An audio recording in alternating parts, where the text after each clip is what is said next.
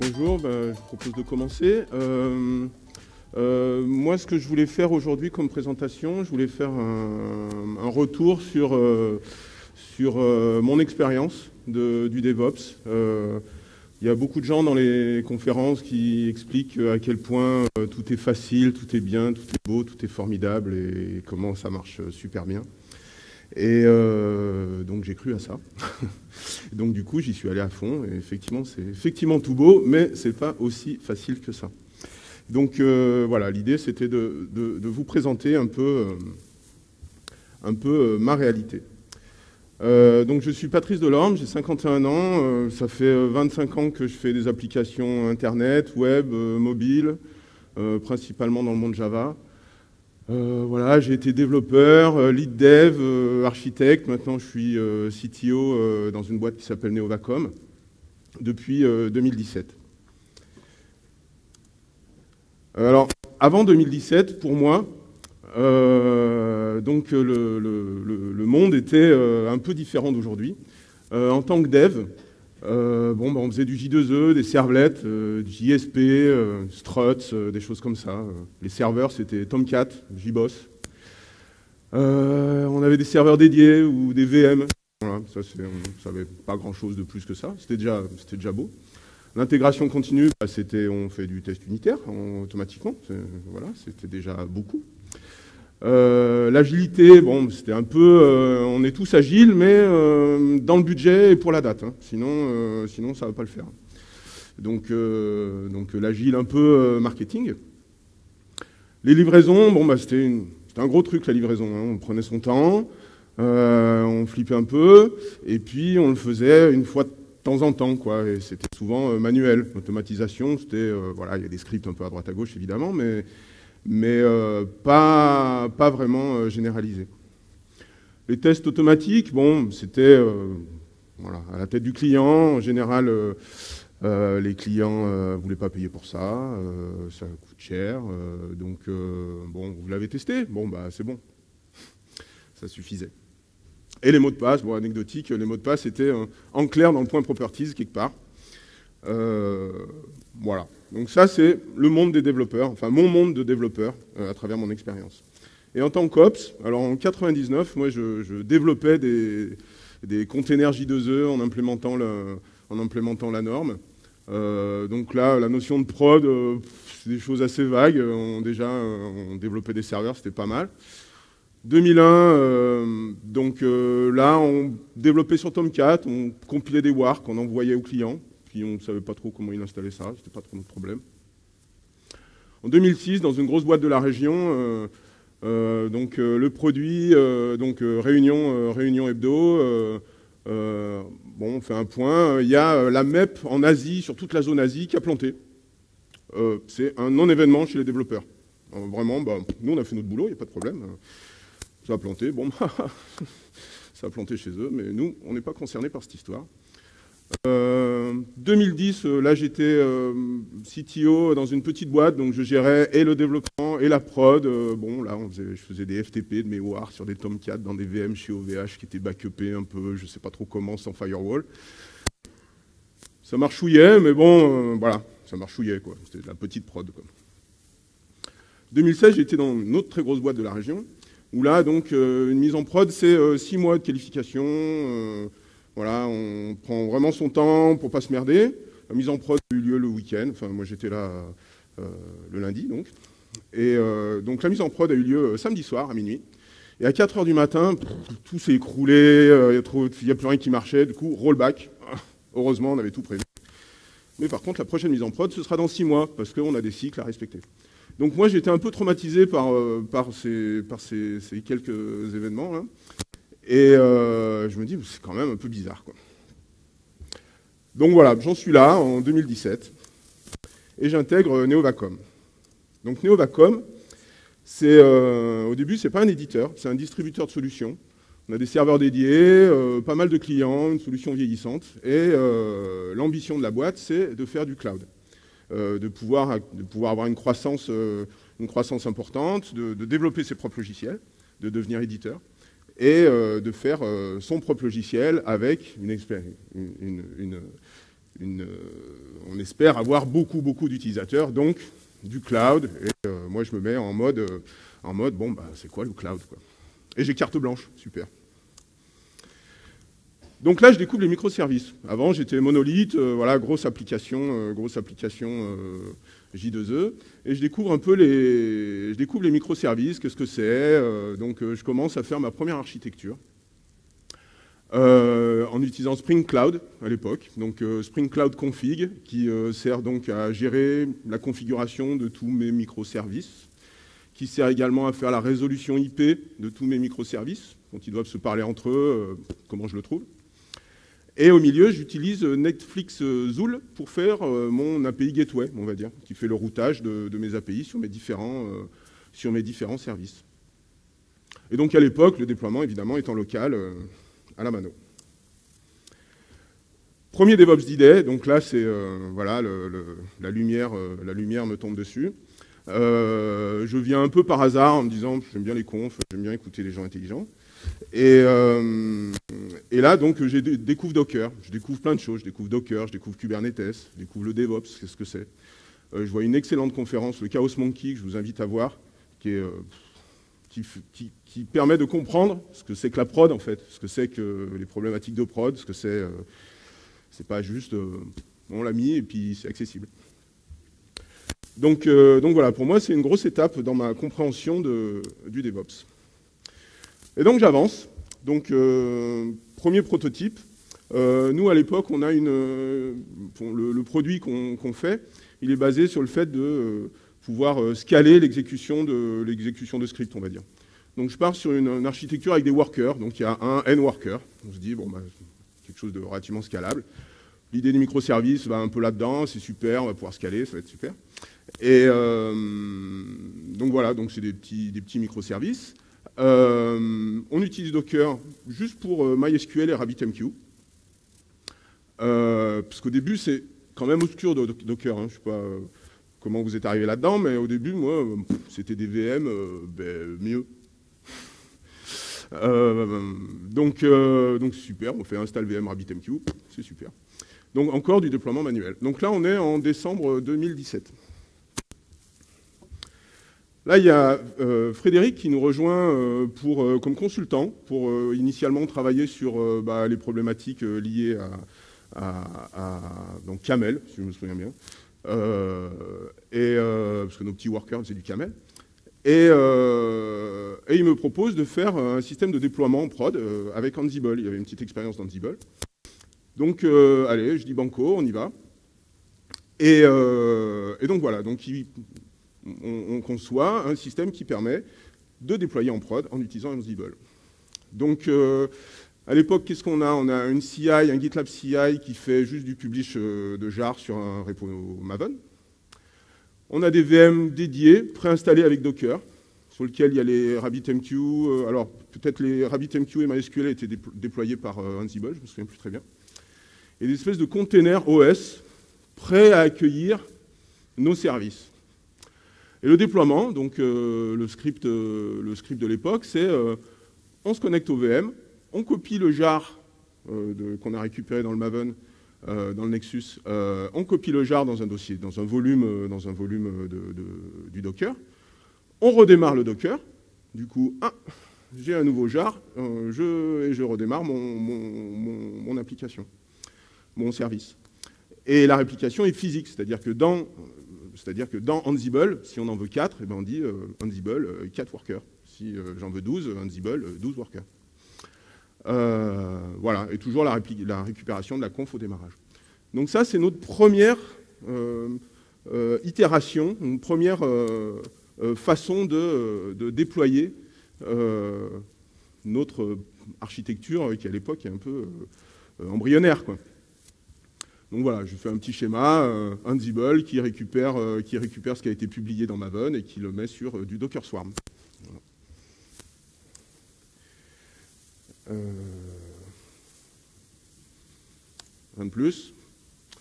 Mais bon, trop compliqué, j'avoue que c'était pas très clair, puis cette histoire de se connecter sur des containers, mettre les trucs dans les volumes, tout ça, ça me paraissait pas matcher avec ce qu'on devait faire vraiment, quoi. Donc on a tenu là-dessus pendant un petit moment, mais bon, moi, j'ai pas adhéré à la solution, quoi. On ne le voyait pas, par exemple, scaler les containers, bon, bah, enfin, les workers, c'était à travers Ansible, c'était pas... Bon, c'est des prototypes, hein, c'est fait pour. Troisième étape, on se dit, bon, bah, maintenant, ce qu'on va faire, c'est... donc là, il y a Yann qui nous rejoint. Et on réfléchit, on dit, bon, bah, on comprend un peu mieux ce que c'est Docker.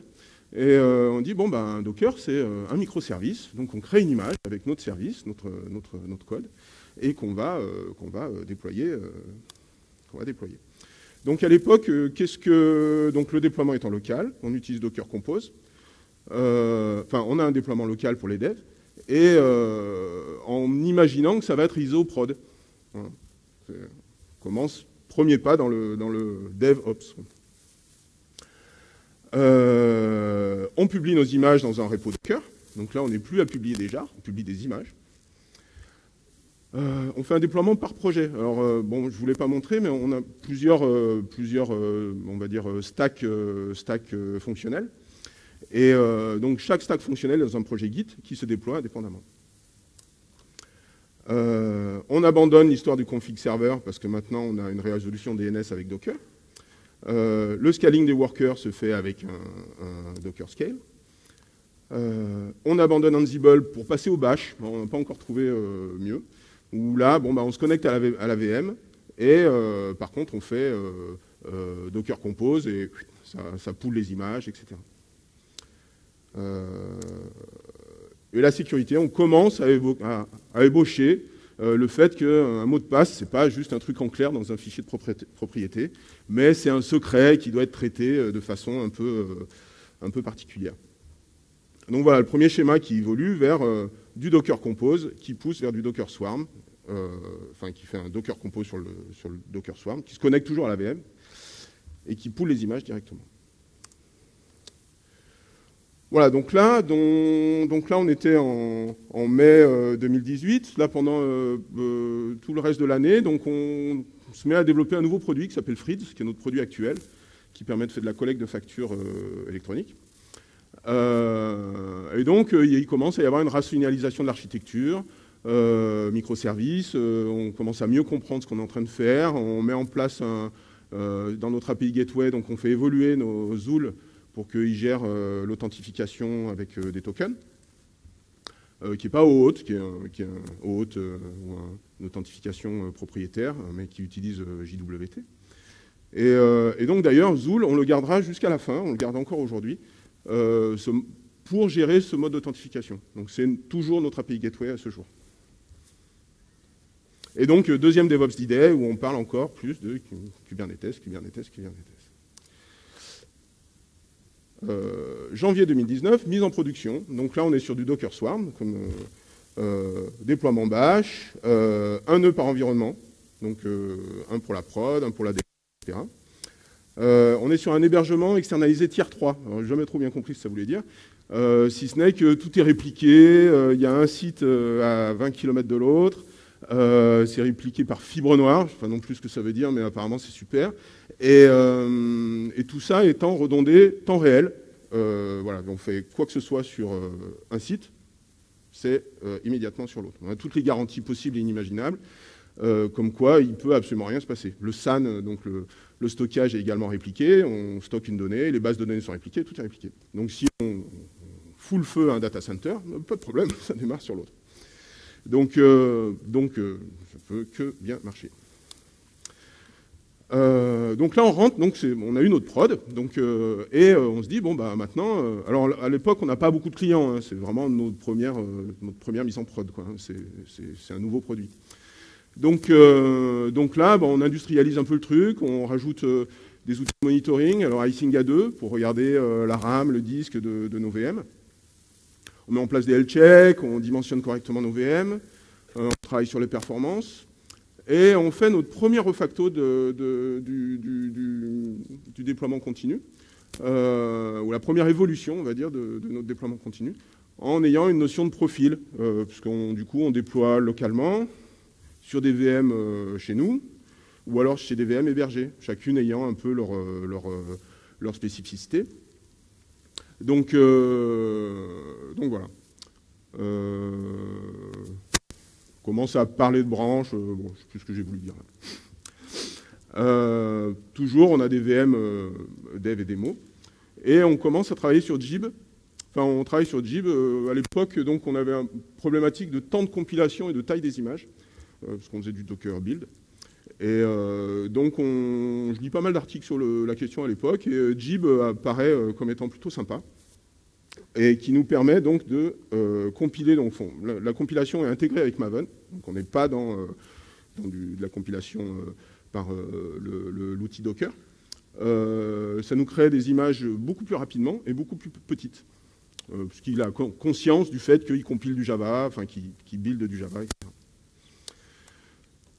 Mais bon, donc on est en prod et on a encore des problèmes.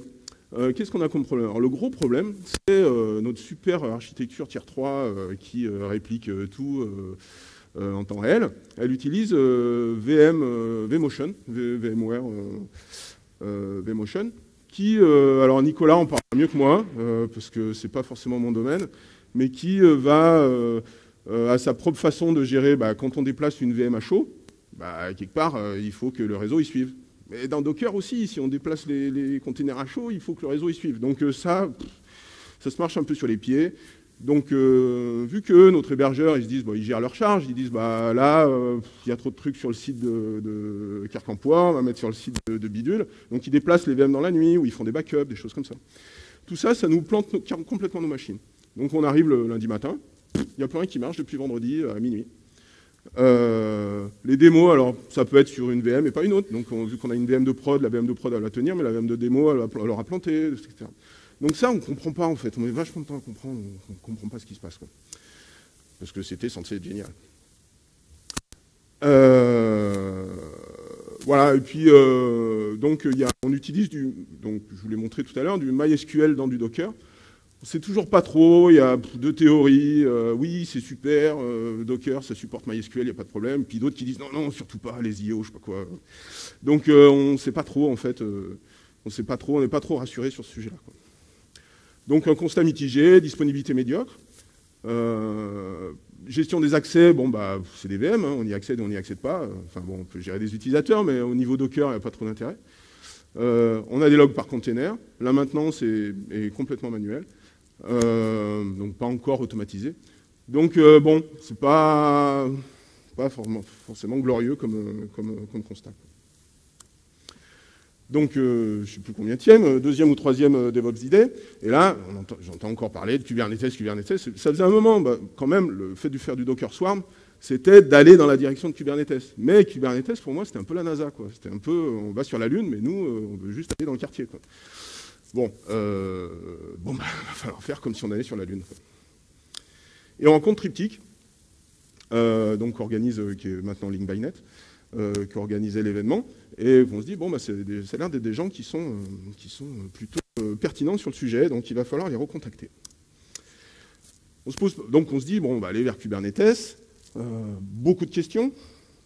Est-ce qu'on fait du on-premise? Est-ce qu'on fait du rancher? Est-ce qu'on prend G-Cloud, Amazon, notre base de données, notre MQ? Est-ce qu'on va l'héberger? Est-ce qu'on le fait manager? Est-ce qu'on le dockerise? Voilà, si tout d'un coup notre charge explose, comment on fait pour avoir des nouvelles machines? Qui c'est qui nous garantit une scalabilité facile, ou est-ce qu'il faut qu'on gère? Le storage, jusqu'à présent, on était sur un file system. File system répliqué, génial. Là, du coup, on n'est plus sur des file systems répliqués, on est sur des storage persistants, mais bon, il faut quand même s'assurer que si le persistant crash, on ne le perd pas. Et puis, combien ça va coûter tout ça? Et en termes de process, notre monitoring, on s'est bien fait chier à construire, il va passer à la baille, parce que c'est plus la même chose. Notre CI/CD, qui fait du Docker Swarm, tout ça, il faut tout refaire. Le Docker registré, est-ce qu'on prend le truc ici ou ailleurs? Et puis la sécurité, maintenant on commence vraiment on veut faire comme les grands, donc il ne s'agit pas que tous les développeurs puissent bidouiller tout et n'importe quoi. Donc on commence à se poser quand même pas mal de questions. Donc là, il y a Nicolas Müller qui nous rejoint, que j'appelle, et Johan, qui nous rejoignent pour nous aider là-dedans. Donc Donc pendant peut-être 6 mois, ils nous ont accompagnés en nous formant déjà, en nous expliquant c'était quoi Kubernetes, comment il fallait s'y prendre. Ils ont critiqué notre architecture. Voilà, on est parti de notre architecture, comment la faire évoluer, comment... donc ça se passait sous forme d'atelier, on se voyait, je sais pas, une fois tous les 15 jours, un mois, ça dépendait. Et nous, on posait nos questions, ou alors soit, au début, c'était vraiment de la formation, voilà comment ça marche, et petit à petit, c'était de plus en plus une relation intime sur « Ah oui, tu as telle problématique, on va regarder, tout ça, etc. » Donc ils nous ont vraiment assisté tout au long dans nos questionnements et dans l'aide à nos choix, quoi. Donc, moi, je vous invite, Nicolas est là, je vous invite à lui poser des questions sur la façon dont il nous a accompagnés et les problèmes qu'il a pu aider à résoudre. Donc là, Big Bang, on change tout. On passe de notre hébergeur tier 3 magique à du Google Cloud sur GKE. Donc pourquoi Google Cloud? Parce que c'est les leaders, c'est eux qui ont inventé Kubernetes, ça a l'air de bien marcher, pourquoi se faire chier à aller voir ailleurs? Et puis surtout, on est quand même indépendant, on fait du Kubernetes, on n'est pas loqué sur le vendor. HTTPD, maintenant c'est de l'Ingress, donc Nginx, donc il faut revoir le truc. Donc Nginx, mais surtout Ingress. Je l'ai dit, le call file, qu'est-ce que ça devient? Il faut faire migrer tous nos Docker Compose en deployment. Donc ça, c'était pas le plus compliqué. Voilà. Donc beaucoup de choses à faire pour avancer. Donc comment on s'est organisé? Alors ça, c'est encore la vision d'aujourd'hui. Donc on a 2 projets dans le sens... Donc on est dans Google Cloud Platform. On a 2 projets, on a un projet prod et un projet dev. Sur notre projet prod, il y a tout ce qui est notre production. C'est complètement isolé, les deux sont complètement isolés l'une de l'autre. Par contre, sont isolés et rigoureusement identiques. C'est-à-dire que les devs, quand ils vont faire de la recette, ou ils vont tester leurs applications, ou faire leur développement, etc., ils sont sur un environnement, peut-être pas avec les mêmes allocations de ressources, mais qui est rigoureusement identique à ce qu'il y a en prod. Mais complètement séparé. Sur le projet dev, c'est open bar, tout le monde peut faire ce qu'il veut. Sur le projet prod, là, je gère mes utilisateurs, je gère mes droits, etc. J'ai donc Cloud SQL pour la base de données, manager. Là, pareil, la base de données est complètement isolée. C'est vraiment étanche, quoi. On a le load balancer et le storage, pareil, complètement isolé. C'est bien qu'on peut garantir le fait que même si je sais qui va accéder à mes fichiers, à mes données, à mes pods, etc. Et donc sur le projet de prod, nous on fonctionne sous forme donc on a 2 clusters. On a un cluster production et un cluster qu'on appelle prémo, c'est-à-dire pré-production et démo. Et on fonctionne sous forme de namespace, c'est-à-dire que toute notre stack est déployée dans un namespace. Donc si bien que sur un cluster, par exemple le cluster de dev, on a un seul cluster de dev qui scale en fonction de la demande, sur lequel on a n namespace, un pour chaque développeur, où ils sont popés aux besoins. Et Google se charge de scaler le truc. Et tous les soirs, par contre, parce que je ne l'ai pas dit là, mais tous les soirs, il ne faut pas oublier de péter tous les nœuds, quoi. Sinon, sinon, ça facture toutes les nuits, tous les week-ends, pour rien. Donc on a un petit script qui pète tous les nœuds tous les soirs, quoi. De dev, hein. Pas de prod, évidemment. Qu'est-ce qu'on a eu comme problématique? Donc ça, c'est un peu le schéma de notre Ingress. Bon, je rentre pas forcément dans le détail, mais donc c'était assez pas facile à mettre en place, notamment parce que on fait le SSL, ça va, mais on fait du client certificate, l'authentification par certificat client. Donc ça, c'est un peu pas forcément hyper bien supporté. Enfin, à l'époque, c'était pas forcément hyper bien supporté par le Ingress existant. Et surtout, on avait une limitation pour les CRL. CRL, c'est les listes de révocation de certificats, qui peut faire grand comme ça. Et tout ça, c'est stocké dans des config maps qui peuvent faire grand comme ça. 1 méga, je crois. Donc du coup, on ne peut pas faire entrer nos listes de révocation. Et du coup, on ne peut pas gérer nos listes de révocation. Donc Nicolas pourra en parler. Apparemment, il y a encore de l'activité sur le sujet. On en parlait la semaine dernière. Google est toujours en train, il y a toujours des discussions en train de est-ce qu'on augmente la taille des trucs ou comment on va gérer les listes de révocation. C'est toujours encore un problème qui existe pour le client certificate. On fait des tentatives sur le shared NFS, parce qu'on avait une idée de partager, parce qu'un persistent storage, il ne peut pas être accédé par plusieurs, il peut être accédé que par un pod à la fois. Donc par contre, il y a des fois, on veut partager des fichiers. Donc on a fait des essais là-dessus, on n'a pas trop bien... on a réussi, mais en termes de synchro, de fichiers, enfin, il y avait trop de mauvaises ondes. Donc on est plutôt parti sur du cloud storage, et donc le persistent storage.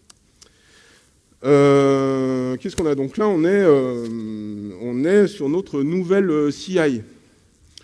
Donc là, maintenant, on a un nouveau projet qu'on appelle déploiement. Donc on a toujours notre déploiement par stack applicative, là, que j'ai appelé domaine de service, on va dire, sur lequel il peut y avoir plusieurs microservices, mais qui sont organisés dans un projet Git. Chacun a sa pipeline de déploiement. Donc build, test, build image, et à la fin, on a les scripts qui permettent de déployer sur GKE. Et on a un projet déploiement qui, lui, est dédié Ops, qui va permettre de gérer tout ce qui est partagé ou tout ce qui est Ops. Donc la base de données, les secrets, les storage, les quotas, etc. Les namespaces qui initialisent tout bien comme il faut, etc. Donc là, c'est deux projets complètement différents. Enfin, N projets plus un complètement différent. On arrive enfin à notre mise en prod de K vitesse. Donc là, on est en juin 2020. Donc on a une production isolée du reste, des accès contrôlés, base de données managée, pas haute disponibilité encore. Bon, on croit petit en fonction de nos clients aussi. Hein. Donc on a un déploiement complètement automatisé. Et le monitoring, bon, ben, on ne peut plus parler d'Icinga, parce que Icinga, ça monitore des VM. Là, on monitore des clusters, et avec des pods répliqués, des choses comme ça. Donc, et partiellement scalable, parce que nos services, microservices, alors, on les a conçus au maximum des possibilités pour être stateless, mais des fois, ils ont besoin d'accéder à des fichiers partagés, etc. Donc ceux-là, on ne peut pas les scaler, par exemple.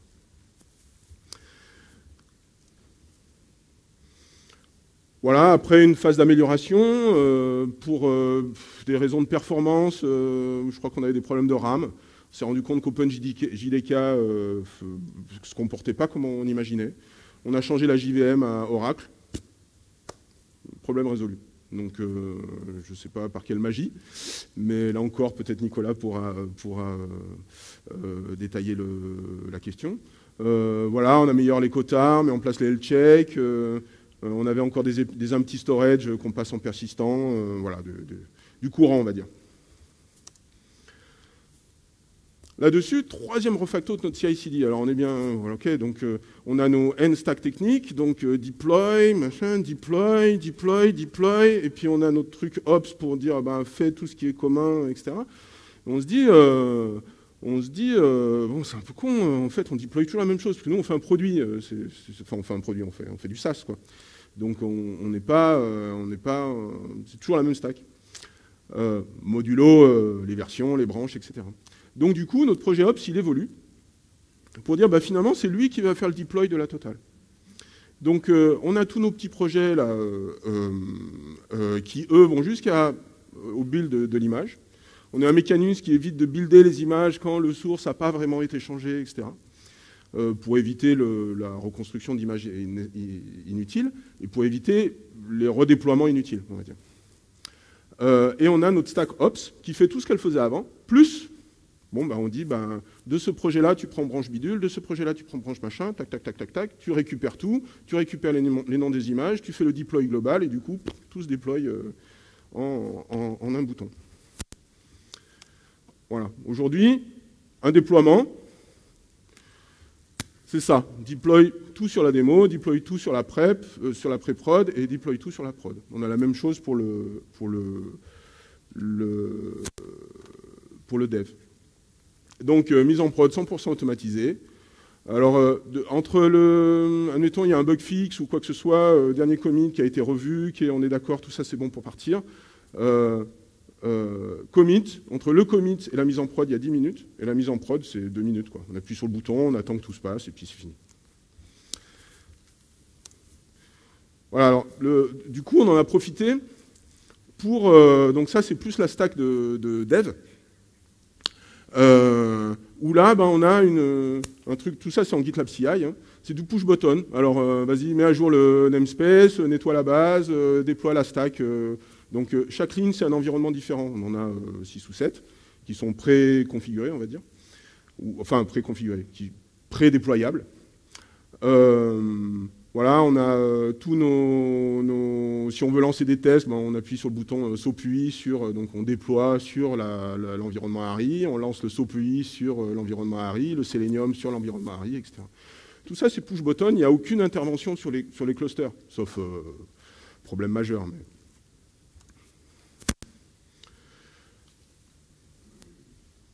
L'industrialisation, c'est aussi le monitoring et les logs. Là maintenant on utilise Grafana, Prometheus, et pour les logs je suis parti sur du Loki. Alors, tout ça c'est de l'open source. Bon, j'ai toujours un peu des problèmes à gérer des stack traces qui font 50 000 lignes de log, mais ça marche plutôt bien, c'est assez sympa, on a accès à tous nos pods, à tous nos clusters, ça permet de centraliser les choses très bien.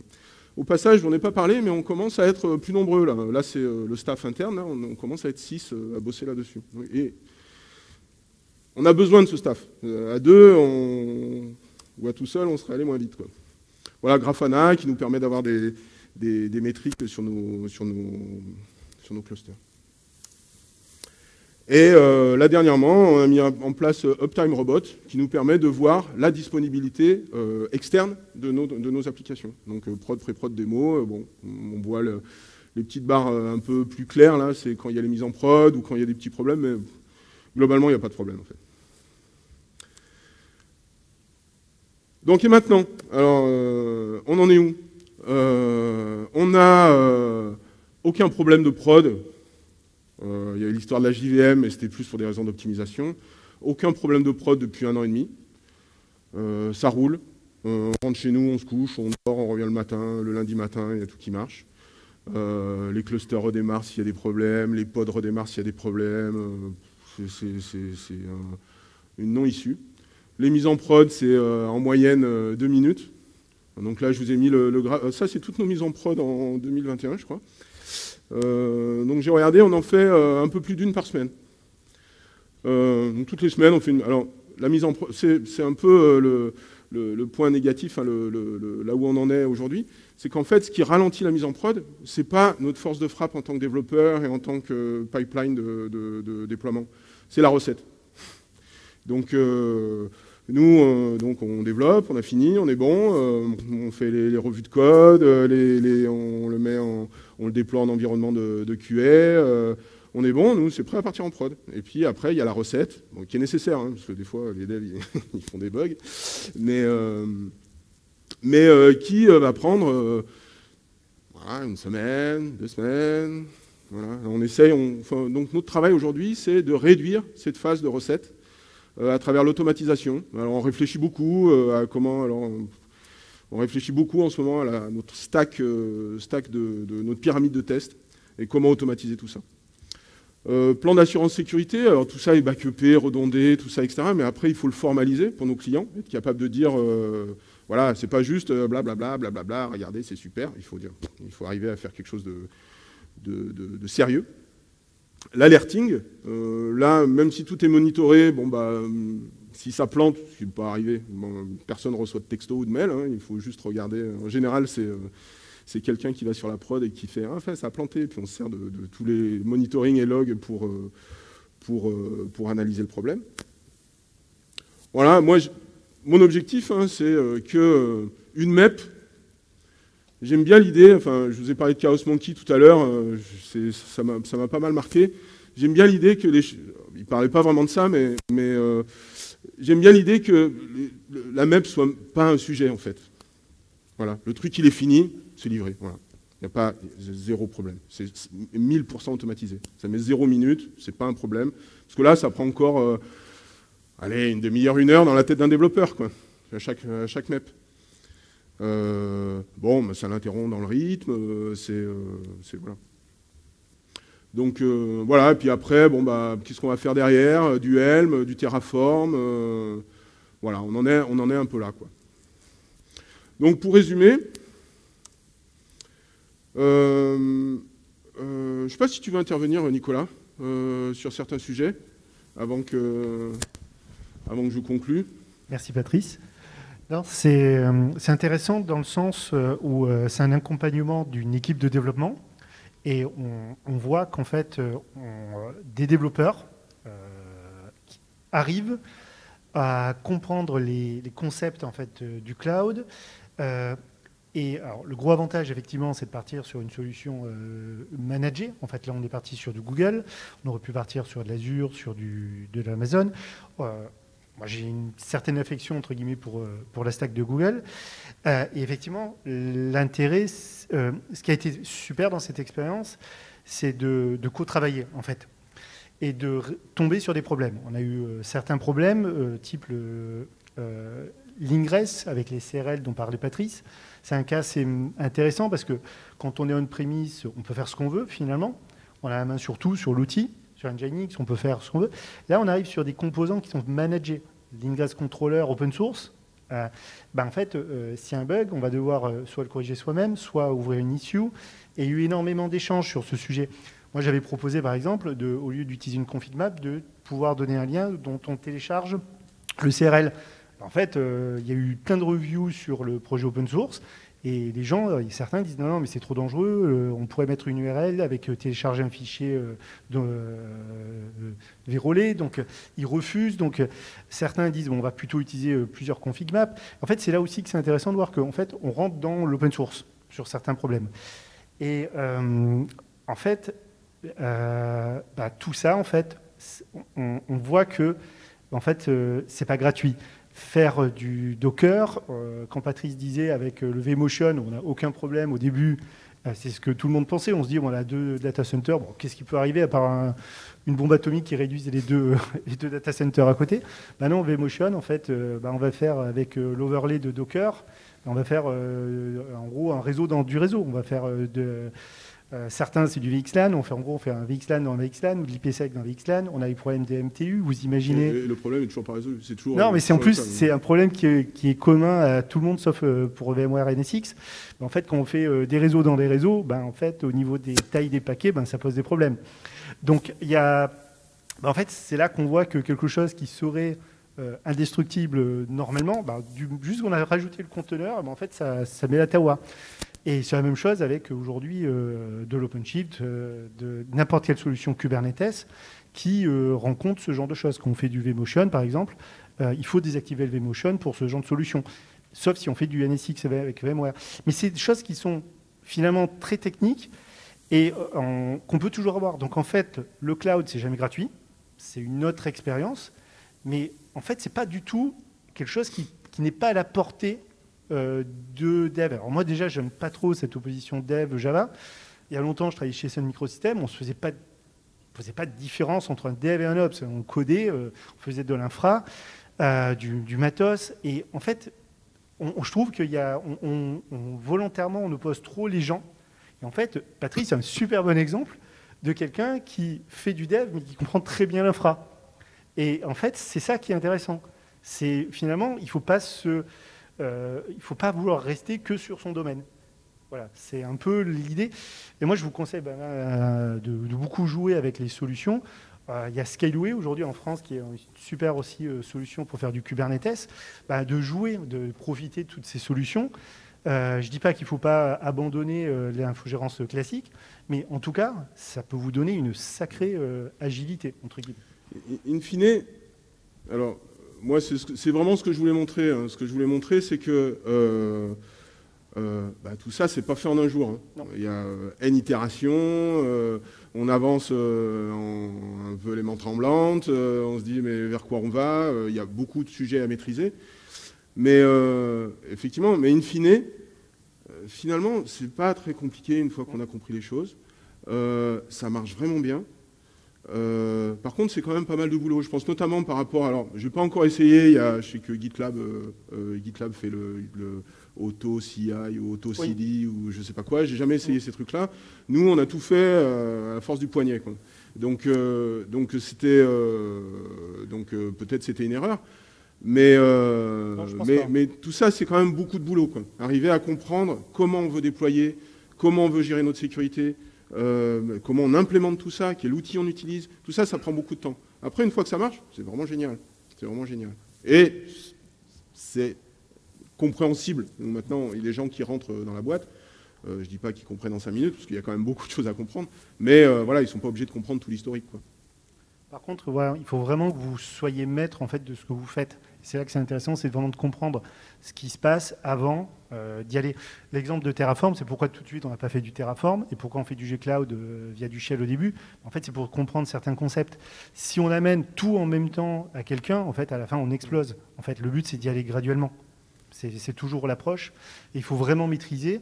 Et moi, j'aurais tendance à dire, il ne faut pas que vous soyez dépendant de votre prestataire. Il faut que votre prestataire vous amène de l'information, que vous la compreniez, vous la digériez, mais pas l'inverse. C'est comme ça qu'on a fonctionné, d'ailleurs. On n'a pas Nicolas et Johan, ils étaient pas, ils travaillaient pas pour nous. Ils nous éduquaient, j'ai envie de dire. Et c'est nous qui faisions le travail, in fine, quoi. Et qui, du coup, on a vraiment pu s'approprier ce qu'on faisait. On n'a pas délégué le travail. C'est exactement ça. Merci.